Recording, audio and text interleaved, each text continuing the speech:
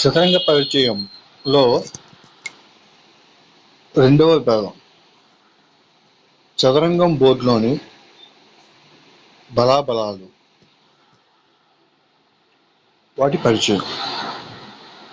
A1 గడిలో ఉన్న ఈ moment, ఈ పవర్ నేమ్ రూక్ అంటే ఏనుగు.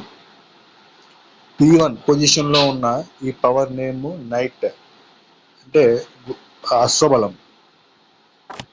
C1 గడిలో ఉన్న ఈ పవర్ నేమ్ శకటం. D1 గడిలో ఉన్న ఈ పవర్ నేమ్ క్వీన్ అంటే మంత్రి. E1 గడిలో ఉన్న ఈ పవర్ నేమ్ రాజు, కింగ్. F1 గడిలో ఉన్న ఈ పవర్ నేమ్ శకటం. యథావిధిగా అశ్వబలం, G1, H1 గజబలం. ఇలా 8 గడుల్లో మనం 8 పవర్స్ని ఒక నియమం ప్రకారం అమర్చాము. దీన్ని సైనికుడు అంటే పాన్ అంటారు.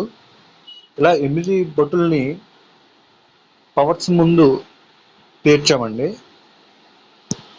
పేర్చి ఆట ప్రారంభించే ముందు అంటే ప్రారంభ దశలో మనం కొన్ని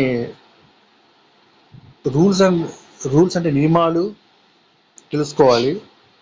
భటుడు ప్రారంభ దశలో 2 స్టెప్లు వేయచ్చు, లేక ఒక స్టెప్తో ముగించవచ్చు. రెండవది, ప్రారంభ దశలో భటుడు మిడిల్ ఆఫ్ ది అంటే సెంటర్ ఆఫ్ ది చెస్ బోర్డ్ని ఆక్యుపై చేసేలా చూసుకోవాలి. దీనివల్ల ప్రారంభ దశలోనే ఆట ముగియకుండా ఉండేందుకు దోహదపడుతుంది. మూడవ నియమం ఏంటంటే, మన బలాలను మ్యాక్సిమం బయటకు తీసే విధంగా అలా ఉంచుకోవాలి. నాలుగవది, మన బలాలని ఒక క్రమ పద్ధతిలో వినియోగించుకున్నట్లయితే మనం ఎక్కువ సక్సెస్ అయ్యే అవకాశాలు ఉంటాయి. భటులతో ఎత్తుల్ని వేసే అంటే ప్లానింగ్ పార్ట్స్ తోటి మనం ప్లానింగ్ అన్నది తక్కువగా వేయడం వల్ల తక్కువగా ఉండేలా చూసుకోవాలి. ఎందుకంటే భటులు ఎక్కువ వాటి ప్రాధాన్యం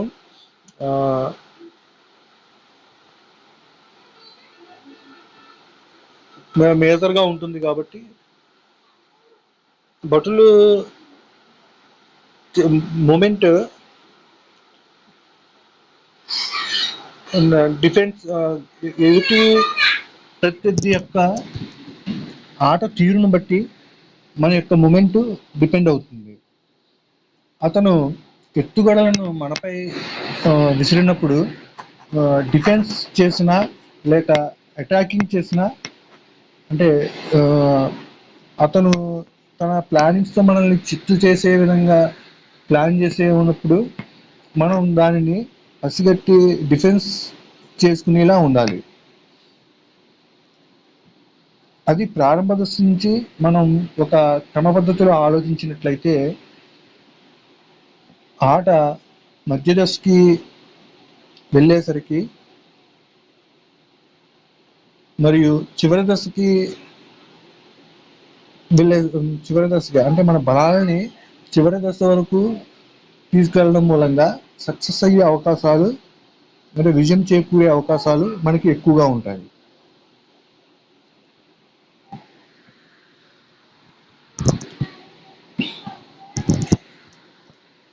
ఈ ఆటలో మొత్తం 64 గడులు ఉన్నాయి. ఈ 64 గడుల్లో మనం ముందుగా ఇద్దరు ప్రత్యర్థులను అనగా వైట్ వైట్ బ్లాక్ మనం వైట్ మూమెంట్ని సెలెక్ట్ చేసుకున్నాం. వైట్ మూమెంట్ ద్వారా ఇప్పుడు నేను ఆడబోతున్నాను. ఒకసారి మీరు పరిశీలించండి. ఆ యొక్క ఎత్తుగడలను మీరు చూస్తూ ఉంటే ఆటను ఏ విధంగా మనం ముందుకు తీసుకెళ్లాలో ప్రారంభ దశ నుంచి మనం పరిశీలించవచ్చు.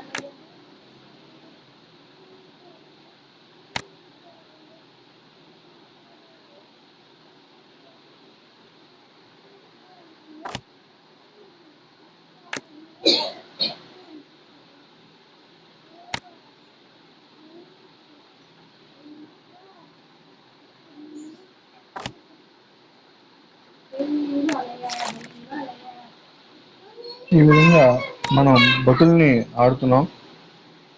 బతుల్ని సపోర్ట్ చేసుకుంటూ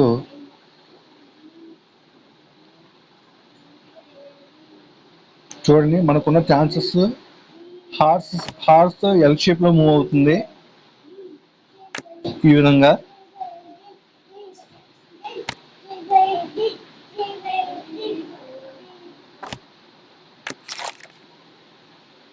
ప్రారంభ దశలో ఆడడం మూలంగా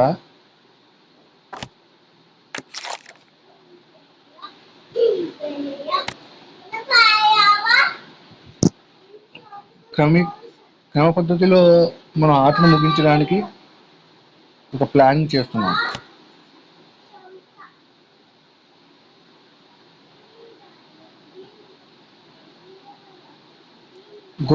గుర్రం వెళ్ళే పాసిబిలిటీస్ చూడండి. ఇక్కడ ఉంది మన గుర్రం. ఇక్కడికి వేయొచ్చు, ఇక్కడికి వేయొచ్చు. 2 పాసిబిలిటీస్ లో ఉండడం మూలంగా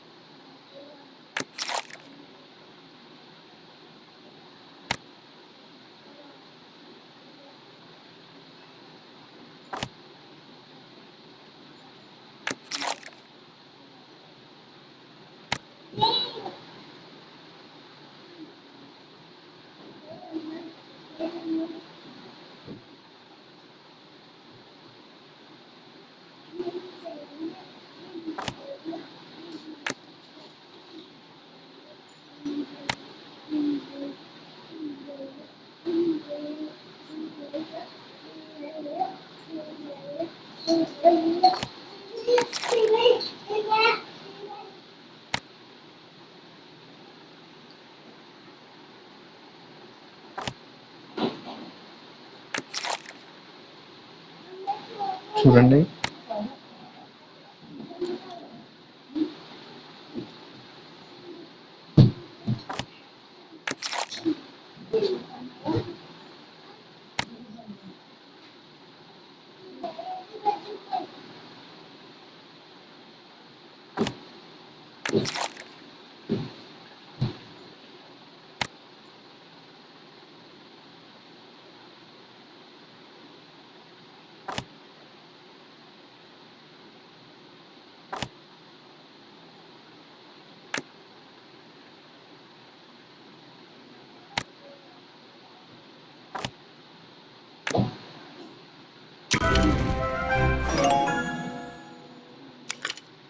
ఈ విధంగా మనం ఆటని ముగించాము. ఈ ఆటలో మనం పరిశీలించినట్లయితే ఏ మూమెంట్ ఎలా ఉందో, అంటే మనం డిఫెన్స్ ఎలా ఆడామో, అటాకింగ్ ఎలా చేసామో, ప్రత్యర్థిని ఎలా ఓడించామో అనే విషయాలు మనం క్షుణ్ణంగా పరిశీలించవచ్చు. Thank you very much.